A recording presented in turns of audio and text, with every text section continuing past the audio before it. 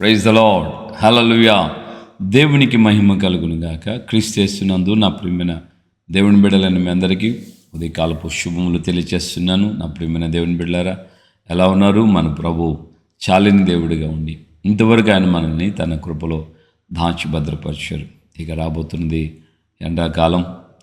So కొంచెం జాగ్రత్తగా మన యొక్క కుటుంబాలని మనల్ని మనం కాపాడుకోవాలని ప్రభు ప్రేమలో మీకు తెలియచేస్తున్నాను. అలాగే పిల్లలు ఎగ్జామ్స్ ఉన్నాయి.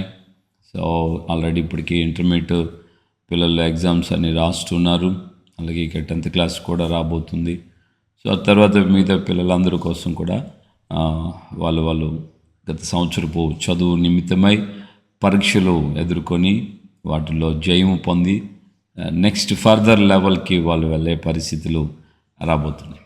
సేమ్ వే మన క్రైస్తవ జీవితంలో కూడా మనము దేవుని యొక్క సన్నిధిలో ఉండి దేనికైతే మనం పట్టుబడ్డామో ఆ గమ్యాన్ని మనం చేరుకోవాలంటే we must face everyday some difficults. కొన్ని కష్టాలు, కొన్ని బాధలు, కొన్ని సమస్యలు ప్రతిరోజు ఏదో విధంగా ఎదురవుతూనే వస్తాయి. ఎదురవుతూ మనకు ఉండనే ఉంటాయి. ఏ రోజు కూడా నాకు ఈరోజు సమస్యలు లేవు అని అంటే మనము రిటైర్డ్లో ఉన్నామో, రిటైర్డ్ అయి ఉన్నామో, లేకపోతే మనం ఇక చేత కాదని చెప్పి వెనక్కి వెళ్ళిపోయామో అయితేనే మనకు ఏ పోరాటం లేదు అని అమ్మయ్య అని అనుకుంటాం. ఏదైనా పోరాటం ఉందంటే నీవు డెస్టినేషన్కి సమీపంగా వెళ్తున్నావు అన్న విషయాన్ని మర్చిపోవు. దైవజనుడు పౌలు గారు సంఘానికి ఆయన రోమా పత్రికలో ఈ మాట రాస్తూ చెప్తాడు అన్నమాట. ఏమని అంటాడంటే, క్రీస్తునందలి దేవుని ప్రేమలో నుండి ఏదైనాను మనల్ని ఎడబాపదు. ప్రైజ్ ది లార్డ్, హల్లెలూయా. నా ప్రియమైనటువంటి దేవుని బిడ్డలారా, మనకు ఈ యొక్క క్రీస్తు ద్వారా దేవుని ప్రేమ మనకు అనుగ్రహించబడింది. యేసుక్రీస్తు దేవుని ప్రేమను మనకు వెల్లడిపరిచాడు. సో ఆ ప్రేమలో నుండి మనము దేవుని యొక్క ప్రేమలో నుండి మనము ముందుకు కొనసాగుతున్నప్పుడు ఆ ప్రేమ కోసం ఎన్నో సమస్యలు, పోరాటాలు, కష్టాలు ఇవన్నీ ఎదురవుతాయి. కానీ వాటిలో నుండి ఏది కూడా మనల్ని ఎడబాపదు అని దేవుని యొక్క లేఖనం తేటగా చెప్తుంది. నేను చాలా సందర్భాల్లో ఈ యొక్క శ్రమల పుస్తకాన్ని గురించి చదివాను. నేను మన యొక్క 1వ శతాబ్దం నుంచి యేసుక్రీస్తు చనిపోయి మృతుల్లో నుంచి తిరిగి లేచి ఆయన పరలోకంలోకి వెళ్ళిపోయిన తర్వాత హతసాక్షుల పుస్తకాలన్నీ కొన్ని రాయబడ్డాయి. ఫస్ట్ వాల్యూమ్ మాత్రం నేను చదివాను. మేబీ సెకండ్ వాల్యూమ్ నేను గుర్తించలేదు. నేను దాని గురించి వెళ్ళలేదు. సెకండ్ వాల్యూమ్ కూడా వచ్చిందని నేను వినికిడి. సో 1వ వాల్యూమ్ హతసాక్షుల పుస్తకంలో అనేక మంది దేవుని బిడ్డల యొక్క జీవిత చరిత్రలు రాయబడి ఉన్నాయి. చదువుతూ ఉండగానే నా కంట్లో నీళ్లు ఆ అక్షరాల మీద పడిన సందర్భాలు ఉన్నాయి. ఎందుకంటే దేవుని ప్రేమ కోసం, క్రీస్తునందలి దేవుని ప్రేమ కోసం వారు తమ ప్రాణాల్ని అప్పగించారు. కానీ ఎక్కడ కూడా వెనుక తిరగలేదు. ఎక్కడ కూడా బ్యాక్ స్లైడింగ్, వెనుకబాటు జీవితం చేద్దాము, వదిలిపెట్టేద్దాం అన్నటువంటి పరిస్థితి ఎక్కడ కూడా రాలేదు. సో దేవుని బిడ్డలుగా ఈ రోజున మనం గమనించాల్సిన మాట ఏంటంటే, నేను ఈ మధ్య కొన్ని షార్ట్స్ చూశాను నేను యూట్యూబ్లో. దాంట్లో ఏంటంటే, ఒక రాజకీయ పార్టీ కోసం, ఒక రాజకీయ నాయకుడి కోసం ఒక ఆవిడ అంటది, పోతే పోని ఎంతకంటే ఏం చేస్తారు, చంపేస్తారా, చంపేయని, మేము మాత్రం విడము, మేము మాత్రం ఆయన వెంటే ఉంటాం, ఆయన కోసం మేము జీవిస్తాం, మాకెంతో చేసాడు అని ఒక సాధారణమైన మనిషి ఒక రాజకీయ నాయకుడిగా ఒక పార్టీ పెట్టుకొని దానికి అధిపతిగా ఆయన ఉండి ప్రజలకు కొంతకాలం మేలు చేసిన దానికి ఈ ఆంధ్రాలో ఉన్న ప్రజానికం ఆ పార్టీ అధినేత కోసం తమ ప్రాణాలు ఇవ్వడానికి ఒక అబ్బాయి అంటాడు, ఈ జెండా నన్ను అడిగారు కొంతమంది, జెండా ఇవ్వడానికి నేను ఒప్పుకోలేదు, నా గొంతను కొయ్యండి కానీ నేను జెండా మాత్రం ఇవ్వను. ఏంది ఇదంతా, ఈ పరిస్థితి ఏంటి? కేవలం ఒక రాజకీయ నాయకుడు, ఇంకా ఆయన ప్రాణం పెట్టలే ప్రజలకి. వాళ్ళకి ఏదో పిల్లల విషయంలో కానీ, తల్లి కానీ, రైతులు కానీ ఏదో చేసిన విషయమే. నీకు ఓవరాల్గా మీ అందరికీ అర్థమై ఉంటుంది. మాజీ ముఖ్యమంత్రి జగన్ గారు ఇవన్నీ చేశారని ప్రజానీకం అలాగా ఆయన కోసం త్యాగం చేయడానికి వాళ్ళు ఆ విధంగా ముందుకు వెళ్తున్నారు. నేను ఇవన్నీ ఆలోచిస్తున్నప్పుడు యేసుక్రీస్తు ప్రభుల వారు మన కొరకు తన ప్రాణాన్ని త్యాగం చేశాడు. ఆఖరి రక్తబొట్టు కూడా కార్చాడు. సిలువను ఆయన సహించాడు. చనిపోయి మృతుల నుండి తిరిగి లేచాడు. అంత గొప్ప దేవుని యొక్క త్యాగానికి మనం ఎలా రియాక్ట్ అవుతున్నాం? ఆయన కోసం మనం ఎలా ప్రాణం ఇవ్వగలుగుతున్నాం? ఆయన కోసం మనం ఎలాగా ముందుకు కొనసాగించబడుతున్నాం? దేవుని బిడ్డలారా గమనించాలి. సాతాను ఈ మార్గాల్లో ఉన్నటువంటి మన జీవితాల్ని అనేక విధాలుగా శోధించి, పరీక్షించి, పరిశోధించి మనల్ని ఏ విధం చేతనైనా సరే వెనక్కి తీసుకొని, అంటే క్రీస్తు ప్రేమలో ఉండి, క్రీస్తునందలి దేవుని ప్రేమలో ఉండి మనల్ని వెనక్కి లాగడానికి శత ప్రయత్నాలు చేస్తాడు.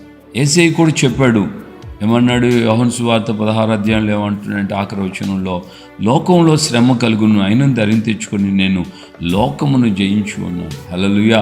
ప్రియమైనటువంటి దేవుని బిడ్డలారా, మన ఈ యొక్క ఉదయకాలం మందు గమనించాల్సినటువంటి ఈ మాట ఏంటంటే, ఖచ్చితంగా క్రీస్తునందలి దేవుని ప్రేమ కొరకు మనం ముందుకు సాగుతున్నప్పుడు మన జీవితాల్లో ఖచ్చితంగా మనకు సమస్యలు, పోరాటాలు, నిందలు, అవమానాలు మనం ఎదుర్కొంటాం. ఒకవేళ అవన్నీ ఎదుర్కొని నువ్వు కష్టపడుతున్నా, కన్నీళ్ళు కారుస్తున్నా, ఇబ్బందులుగా ఉన్నది అని అంటే మర్చిపోకు, నువ్వు డెస్టినేషన్కి రీచ్ అవుతున్నావు. నీ గమ్యానికి, ఆ గురి వైపుకే వెళ్తున్నావు.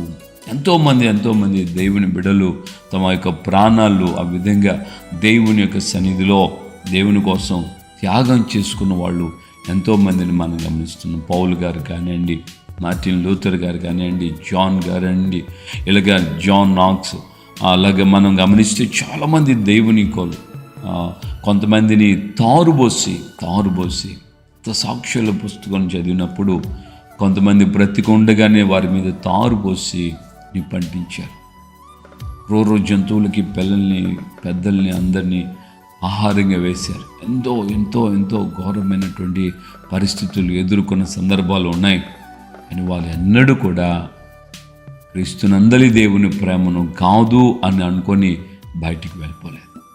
ఈరోజున నీవు ఎదుర్కొంటున్నటువంటి ఈ మార్గంలో ఒకవేళ నీకు శోధనలు, కష్టాలు ఎదురవుతున్నా ధైర్యం తెచ్చుకో. నా ప్రభు అవతల ఉన్నాడు. నన్ను ఆయన, నా యొక్క రాక కోసం ఆయన ఎదురు చూస్తున్నాడు. ఆయన వల్లే నేను జయవీరుడిగా ఆయన్ని చేరుకోవాలని ఆయన కోరుకుంటున్నాను. నేను జయించాను, నా తండ్రితో కూడా ఆయన సింహాసనం మందు కూర్చున్నాను. జయించిన వారిని నాతో కూడా నా సింహాసనం మందు కూర్చొని ఇస్తాడని ప్రభు చెప్పాడు. ఆ మాట కొరకు నేను జయించాలి, ఆయన నా కోసం ఎదురు చూస్తున్నాడు అని నీవు కూడా విశ్వాసంలో ముందుకు కొనసాగించబడాలి. ఎన్ని శోధనలు వచ్చినా, ఎన్ని బాధలు వచ్చినా క్రీస్తునందలి దేవుని ప్రేమ నుండి మనల్ని ఏది ఎడబాపదు. ప్రార్థన చేసుకుందామా? దేవుని సన్నిధిలో ధైర్యంగా ఉండు. ఒకవేళ ఏదైనా బాధలు, కష్టాలు, కన్నీళ్ళు ఉంటే ధైర్యంగా సంతోషించు. నన్ను దేవుడు తన ఉన్నతమైనటువంటి ఆ గమ్యం వైపే నడిపిస్తున్నాడు. నేను గురి తప్పలేదు, మార్గం తప్పి అటు ఇటు నేను తొలగలేదు అన్న విశ్వాసంతో మనం ముందుకు కొనసాగించబడాలి. ప్రార్థన చేసుకుందాం. ప్రేమగల తండ్రి, మీ పాదాల స్తోత్రాలు. ఈ ఉదయకాలం మందు మాతో మీరు మాట్లాడి మమ్మల్ని మీరు ధైర్యపరిచారు. అందుకే మీ స్తోత్రం. క్రీస్తునందలి దేవుని ప్రేమలో నుండి ఏది ఎడబాపదు అన్న విషయాన్ని మేము ధ్యానించాం. శ్రమలు, నిందలు, కష్టాలు, కన్నీళ్ళు, దుఃఖం, అవమానాలు అన్న ఈ యొక్క విషయాలన్నీ ఈ ఆత్మీయ యాత్రలో ముందుకు వస్తాయి. ఇవి రాక తప్పవు అని కూడా మీరు చెప్పారు యేసయ్య. కనుక మీ యొక్క మాటలన్నీ ఆయా సందర్భానికి ఆత్మదేవ మీ ద్వారా మాకు మీరు బయలుపరుస్తూ మా హృదయాన్ని నిబ్బరపరుస్తున్నారు, విశ్వాసంలో స్థిరపరుస్తున్నారు. అందుకే మీకు వందనాలు.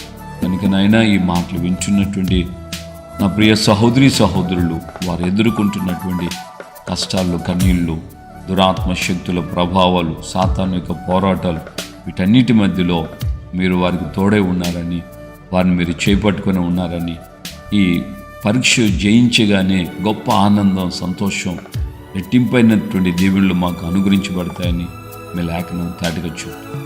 కనుక ఈ మాటలు విన్నటువంటి మేము మీ సన్నిధిలోనైనా అధైర్యపడక, కుంగిపోక, కలవరపడక ప్రభు మీ సన్నిధిలో శ్వాసంతో ముందుకు సాగుటూ సాగించు. ఘనత, మహిమ, ప్రభావాలు మీరు మాత్రం పొందమని యేసు పరిశుద్ధ నామములో ప్రార్థన చేసి పొంది ఉన్నాము తండ్రి. ఆమేన్. మన ప్రభువును రక్షకుడైన యేసుక్రీస్తు కృపయు, తండ్రి అయిన దేవుని ప్రేమ, పరిశుద్ధాత్మిక అన్యోన్య సహవాసము, సమాధానం ఇప్పుడు ఎల్లప్పుడూ సకల పరిశుద్ధులకి మనకును, ప్రాముఖ్యంగా క్రీస్తునందలి దేవుని ప్రేమలో నుండి ఏది నన్ను ఎడబాపదు అన్న స్థిర నిశ్చయంతో ఉన్న వారందరికీ కృపయు, కాపుదల, సమాధానం నిరంతరము తోడవిని నడిపించునుగాక. ఆమేన్, ఆమేన్, ఆమేన్. హల్లెలూయా. ప్రోఫెట్ అందరికీ వందనాలు.